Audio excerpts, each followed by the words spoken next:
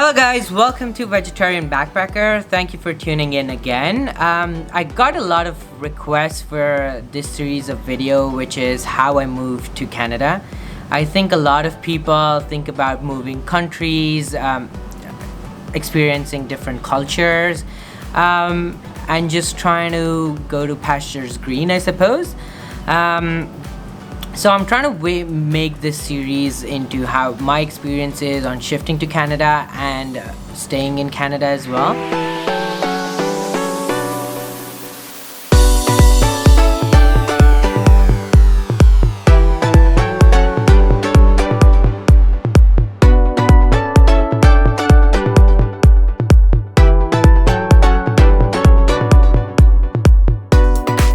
Did you have friends who moved to Canada? Maybe a best friend, maybe a good friend, and now that friend is being all sneaky and sketchy on how he moved to Canada and doesn't want to share the same information.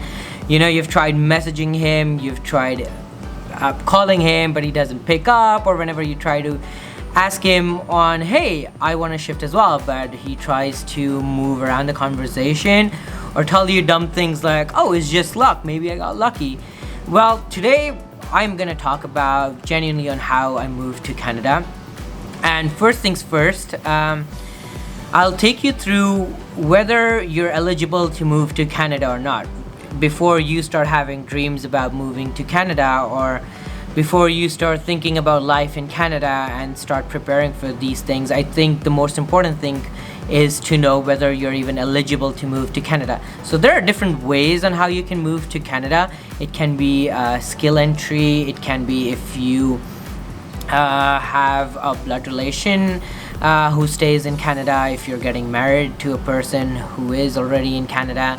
But the most easiest way, or I would say the most popular way, is through something called as express entry for skilled immigrants to get a permanent residency to Canada.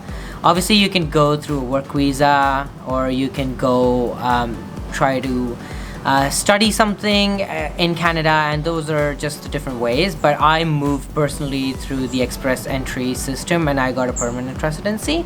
So I will take you through the eligibility criteria of moving to Canada. So let's just go to my screen. So you go to Google and you type CRS Canada Express Entry. So CRS stands for Comprehensive Ranking System. This is the link that you go to initially. So this is the Government of Canada website itself if you want to immigrant. And yeah, you can read the disclaimer, and basically it says the tool is used for calculating your CRS score if you want to apply for an express entry, and would you be eligible for it. So I think the first thing you need to know for this is the score. Regardless of anything, you can still submit your profile to Canada, but if it's under a threshold score, you will not be considered in the pool of candidates for express entry. However, as your score changes, you can keep updating your profile, and the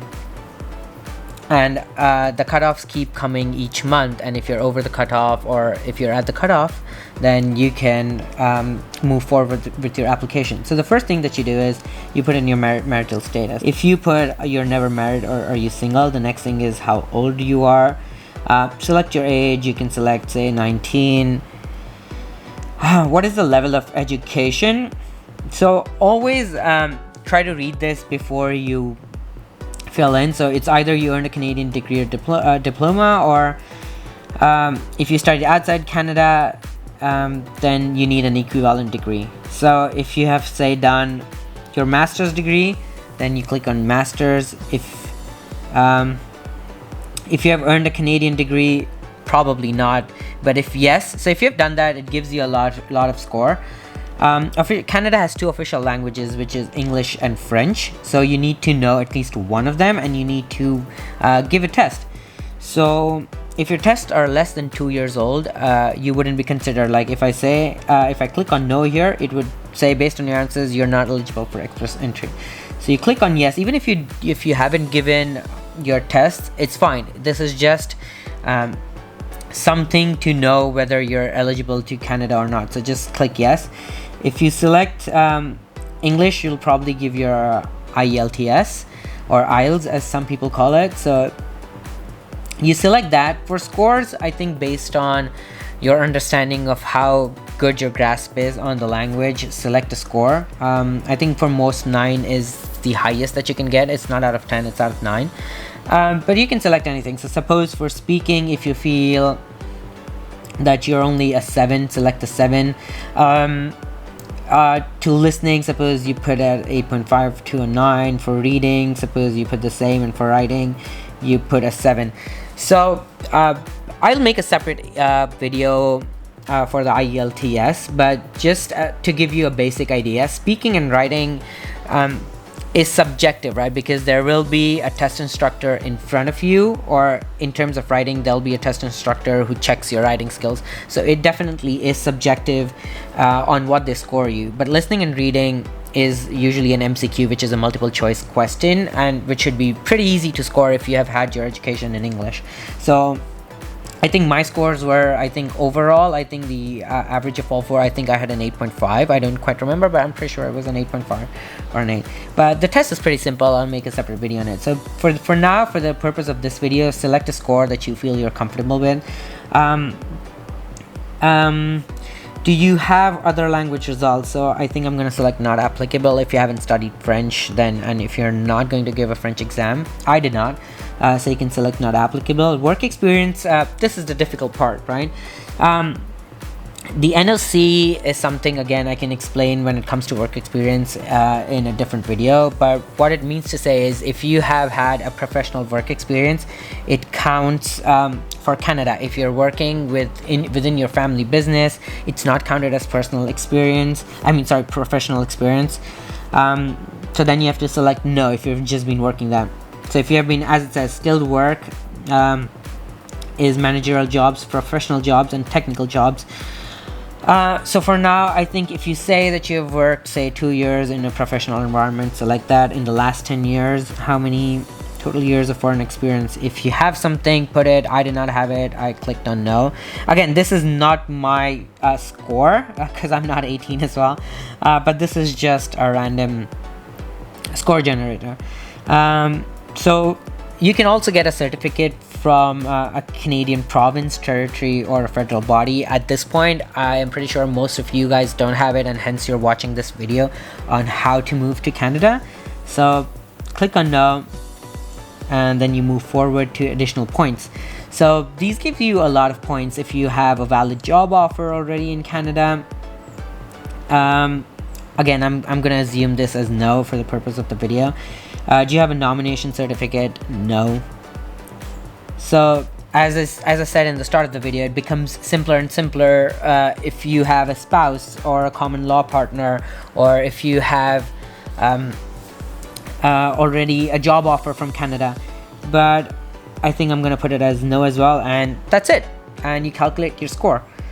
So if you read below, you get a score out of 1,200 based on 4 parts of the comprehensive ranking system. And our score based on this is a total of 473, which, by the way, is good enough to start your procedure to Canada. I think the last cutoff was 460. And I think to just check the cutoff, you can always Google. If you Google CRS last draw or last cutoff, you can check on any websites and it'll give you can probably check on the official website, which is probably Canada, or you can check on any website. It'll give you a score. I think the last cutoff was 460. So based on your personal score, you can check if you're eligible or not. So now that you have seen the eligibility criteria of how to get a permanent residency to Canada, I hope you're a bit more confident on moving to Canada, and I wish you guys all the very best, and I hope most of you are at least eligible to move to Canada. If not, try to work your way into seeing what part of the CRS system can you try to improve, and you can get a better score to move to Canada. It's definitely a process, and I think the Canadian government is trying to make it easier as the months go. The cutoff has been coming down as well. But yeah, before you start spending money on agents or your IELTS exam or something else, if you think that you're not even close to the cutoff score on Canada, I would suggest to try working on that first before you try to spend more and more money on agents who cannot help you if you do not get a cutoff score to go to Canada.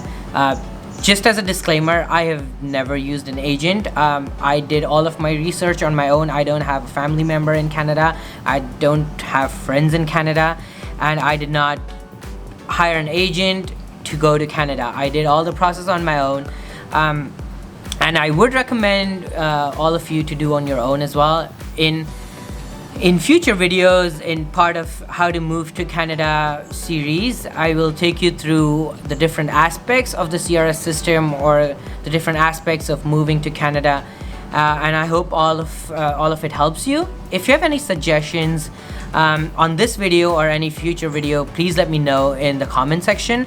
Again, as a disclaimer, I cannot be your personal agent, so don't try to ask too many questions on your personal detail. I will try to cover them as much as I can in the general sense in the upcoming videos, but if I try to help each person, I've already gotten so many requests on this, it is just not feasible based on my time to do this, but I'm trying to be as helpful as I can.